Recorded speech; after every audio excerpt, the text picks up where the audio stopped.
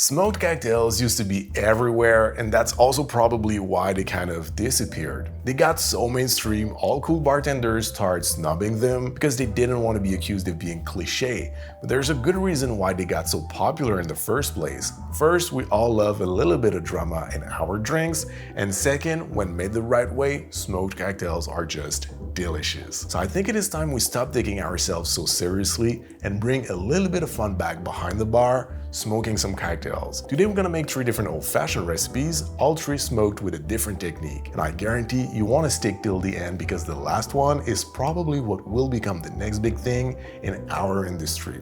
So before we start, hit that subscribe button if you haven't already, and let's smoke some cocktails. Let's go. First up, the smoke top. This is pretty much the OG device to easily smoking cocktails at home. Before then, smoking cocktails was either expensive or complicated. You would need a full-on smoking gun setup that could cost up to $200, or if you wanted to take the DIY route, you would grab an untreated piece of wood, light it up with a blowtorch, flip a glass upside down over the flame, and when the fire died out, you would get a little bit of smoke infusing the inside of your glass. It was definitely not the most efficient way to smoke a cocktail, but it was pretty fun to watch. But when the smoke top came in, it was literally a game changer. Now suddenly for between 20 to 50 bucks, you could smoke all your cocktails super easily at home. For me, this is the most powerful way to impart smoke flavor and aroma to a cocktail, so I think it works best when you work with a drink that's not smoky already. Use that to transform it into a smoky drink. And also there's a couple of things to know if you want to make like the best out of it. So let's dive right in and let's make a classic old-fashioned and let's smoke it with a smoke top. So let's start with 2 ounces or 60 ml of rye whiskey, a 1/4 ounce of Demerara syrup, 2 dashes of Angostura bitters, and 1 dash of orange bitters from my friend Steve, the bartender. I really like his bitters, chocolate, orange, and coffee, so if you are interested, I'm gonna link them in the description below. Now we add ice and stir 20 to 30 seconds. Now it's time to smoke the cocktail, and like I said, there's a couple of things to know in order to get the most out of this. I think the most important thing is to smoke the glass before pouring the cocktail in. And this works even better if you have a cocktail served on the rocks like an old-fashioned, because the inside of your glass and the surface of the ice will just create more surface contact for the smoke, flavor, and aroma to stick to. So you're gonna add the smoke top on top of your ice-filled glass, and you're gonna add just a little bit of wood chips. If you add too much, you're just gonna get too much flavor and it's gonna overpower your cocktail. So just a little bit goes a long way, and that's all you need. Then I recommend you start the blowtorch away from your drink so you make sure you don't get any butane in your drink. So you light it up and smoke your glass. You don't let it infuse for too long because once again, if you do so, it's gonna overpower everything. So you take the smoke top out and pour your cocktail over the smoke. And there you have it. This is how you make a smoked old-fashioned with a smoke top. Cheers. The smoke aroma is very well present, as well as the smoke flavor, but it's not overpowering. It's just a beautiful layer of smokiness in your cocktail that complements the drink rather than overpowering everything. So this is how you make the classic OG smoked old-fashioned with a smoke top. Now let's move on to the second one. Next up, the aroma gun. These started popping up around 2020 if I'm not mistaken, and I must say they're really fun. They bring a ton of theatrical flair to your cocktail service. They're more about the show than the flavor itself. I feel they're designed to fill up the air around your cocktail with a lot of beautiful aroma rather than infusing the drink itself. Still, it adds a really nice touch, especially for cocktails that already have a smoky component. With that type of drinks, I like to use the aroma gun to fill the air with more smoky aroma just to enhance the experience. It really sets the stage before your first sip, kind of like a preview that something smoky is coming. There's also different ways to use the aroma gun. You can trap a bit of smoke directly inside your glass using a lid, and that way when you take your first sip, the smoke escapes, giving you that beautiful aromatic moment. You can also use a cloche to build up a strong cloud of smoke around your drink, which really helps to set the mood before tasting. but my favorite way to use it is with the bubble attachment, and the flavor blaster I'm using today as the multiple bubble attachment, which honestly is just the coolest thing. So let's make one of my favorite fall cocktails, an old-fashioned that already has a beautiful smoky flavor, and let's give it an extra layer of smokiness with the aroma gun. We're gonna start with 1.5 ounces or 45 ml of Calvados, half an ounce or 15 ml of Talisker 10, 1/4 ounce of Demerara syrup, couple of healthy dashes of black walnut bitters, and also a couple of dashes of Angostura. Fill the mixing glass with ice and give it a good stir. Strain over a beautiful block of clear ice.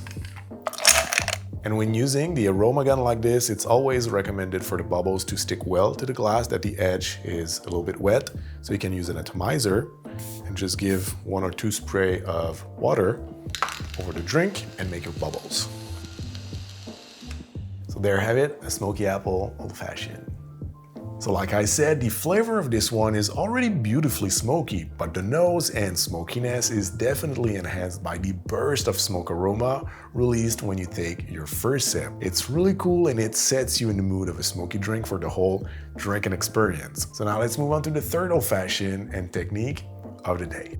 Cocktail perfumes is what I believe is going to be the next big thing in our industry. At this point, we've explored pretty much everything there is to explore in terms of flavor and technique, and it feels like there is not much left to invent, but this, it really feels new. Over the past few months, I've seen popping more and more cocktail perfumes around to bring back novelty and creativity into mixology, and if you've been following my channel for a little while, you know I've been an advocate of aroma sprays, like the citrus aroma I developed in order to stop wasting citrus zest for cocktail garnishes, but cocktail perfumes really take this idea to another level. They are complex aromatic blends created and designed to elevate and complement your drinks, a little bit like bitters do for flavor, but in an aromatic form. I don't know a lot of perfume brands so far that are doing it right, but today I'm going to introduce you to Tavma because they have an incredible smoky perfume in their lineup. I love it, it is super intense, and all you need is just one little spray to change completely the experience. Now, in contrary to the smoked up, where I recommend to use it to transform a cocktail that's not smoky into a smoky one, or the aroma gun that's there, I believe, to